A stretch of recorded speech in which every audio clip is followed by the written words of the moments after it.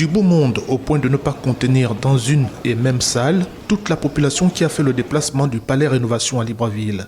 Mais des écrans géants ont été placés à l'extérieur de la présidence pour faciliter la retransmission de la prestation de serment du nouvel homme fort du Gabon, le général Brice Oligui Nguema.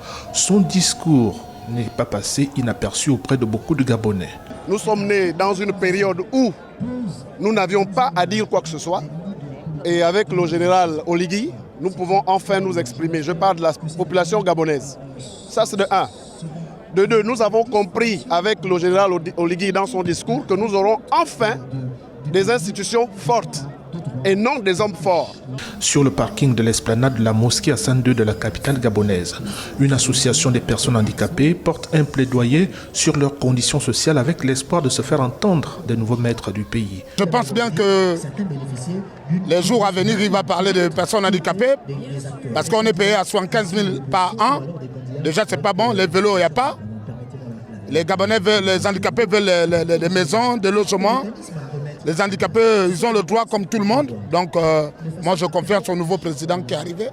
Parmi les chantiers chers à une grande partie de la population, la lutte contre les détournements de fonds publics figure en bonne place. Nous avons souffert dans notre chair. Nous avons eu des enfants qui ont perdu leur bourse. Nous avons eu des salles de classe qui n'ont pas été construites. Nous avons eu des routes qui n'ont pas été construites. C'est à cause de toutes ces personnes qui n'ont pas pu exécuter un certain nombre de tâches qui leur avaient été destinées. Donc j'estime que le discours du président de la transition est un discours fort. Depuis le 31 août dernier, date du coup de force militaire contre le régime des Bongo, les Gabonais aspirent à plus de justice sociale et de liberté. Le Gabon de demain doit se faire avec des nouveaux Gabonais. Des nouveaux Gabonais. Pourquoi des nouveaux Gabonais? Parce qu'on ne peut pas encore entendre que demain, le ministre des Affaires étrangères est le neveu ou le petit-fils d'eux. Ils nous veulent le nouveau nom. Nous, on veut le nouveau nom. Le nouveau nom. Les noms, on sort des boussilles. Le passage d'un régime civil cinquantenaire à un régime militaire, une nouvelle ère s'ouvre sur le Gabon. Les nouveaux maçons sont donc attendus au pied du mur.